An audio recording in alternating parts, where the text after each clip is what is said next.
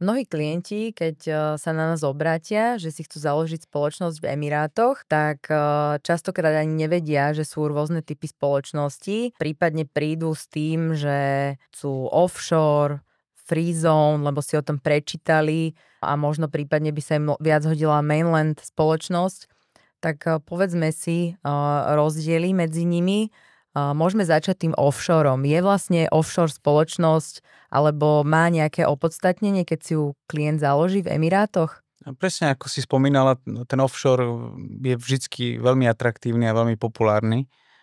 Problém ale spočíva v detailoch, prečo je vlastne populárny. Ja si myslím, že väčšina ľudí si predstaví nejakého Jamesa Bonda, ktorý sa snaží nalogovať do nejakého svojho švajčiarskeho bankového účtu, keď sa povie slovo offshore, ale táto predstava je naozaj ďaleko od pravdy a v skutočnosti je to tak, že ten offshore je pre 99% klientov absolútne nepoužiteľný. Hej. Väčšinou sa klienti na ňo pýtajú, potenciálni klienti, len z toho dôvodu, že je to catchy name, hej, že vyslovene to už niekde počuli a samozrejme tá cena.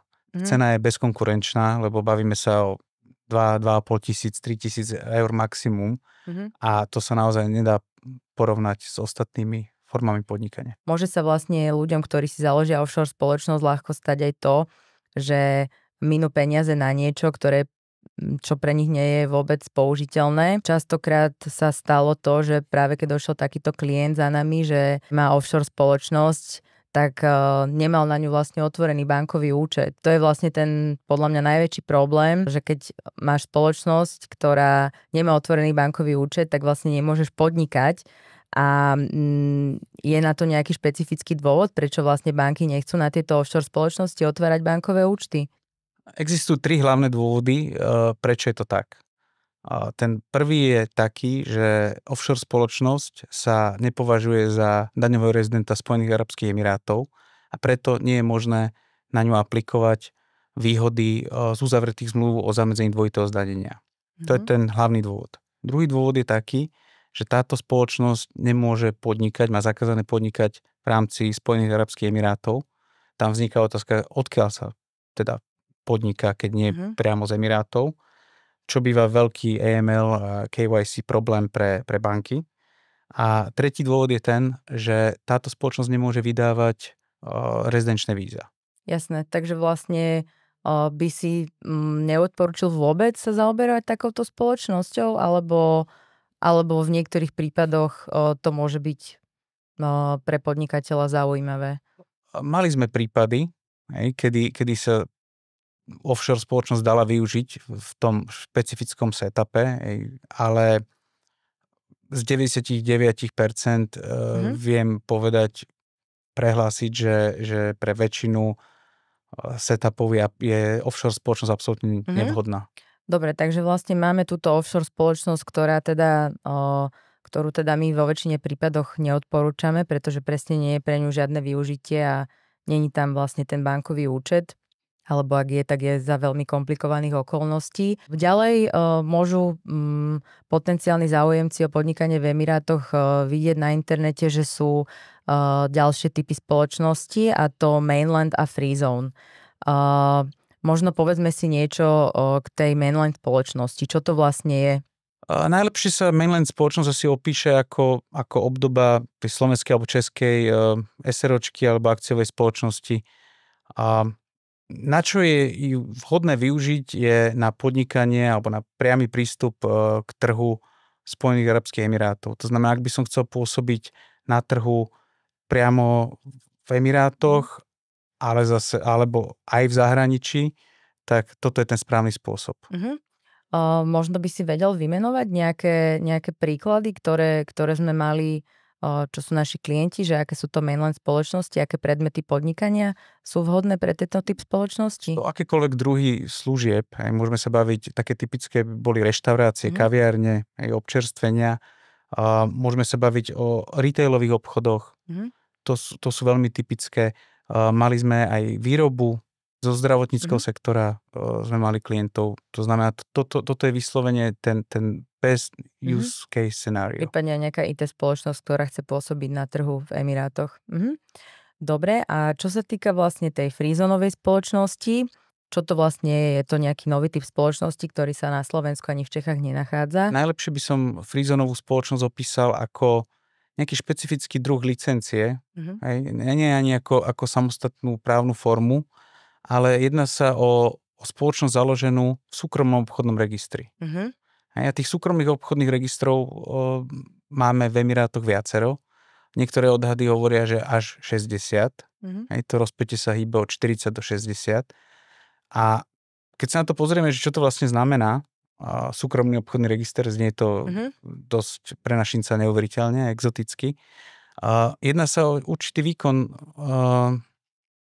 výkon prenesenej štátnej správy na súkromné subjekty. Čiže vlastne si to môžem freezone, ten register alebo tú freezone autoritu predstaviť ako, že to je nejaká budova, kde sídli tá autorita alebo nejaké územie, ktoré má nejakú špecifickú legislatívu.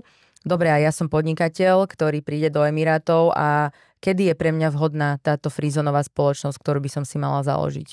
Táto freezona je pre podnikateľov zaujímavá vtedy, ak by chceli poskytovať tovar alebo služby do zahraničia alebo iným freezonám. Hej? Čiže vlastne freezonové spoločnosti nemajú prístup na lokálny trh. Dobre, a vieš mi povedať možno nejaké podnikateľské aktivity, ktoré sú vhodné pre túto freezone? Tak štandardne to budú rôzne typy služieb, či už je to IT, poradenské služby, management, obchod, high seas obchod, to znamená vyslovene obchod, logistika. Zaznelo IT aj pri mainlande, aj pri freezone, tak možno povedzme, že keď mám IT spoločnosť, môžem mať aj mainlandovú spoločnosť, ale aj freezone spoločnosť. Aký je to teda rozdiel? Rozdiel je presne v tom, komu chcem dodávať tieto služby. Ak ich chcem dodávať na lokálny trh, tak budem potrebovať mainland spoločnosť. Keď mám tu mainland spoločnosť, tak môžem poskytovať tieto IT služby aj do zahraničia, alebo môžem iba v rámci Emirátov? Cez mainland spoločnosť môžeme poskytovať tieto služby komukoľvek.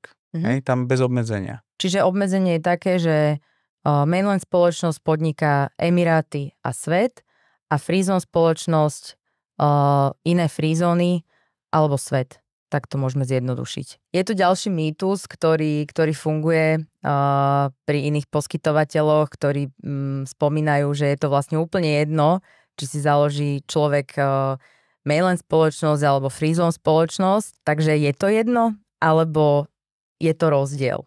No je to mýtus, presne tak, ako si povedala. A ak mám freezonovú licenciu, tak napriamo služby alebo tovar do mainlandu, do Emirátov poskytovať neviem.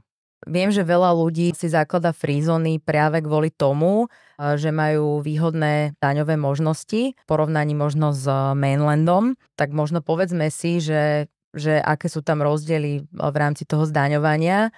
Hlavný rozdiel je v tom, že pri freezone spoločnostiach pri splnení určitých podmienok sa vieme dostať k 0% zdaneniu.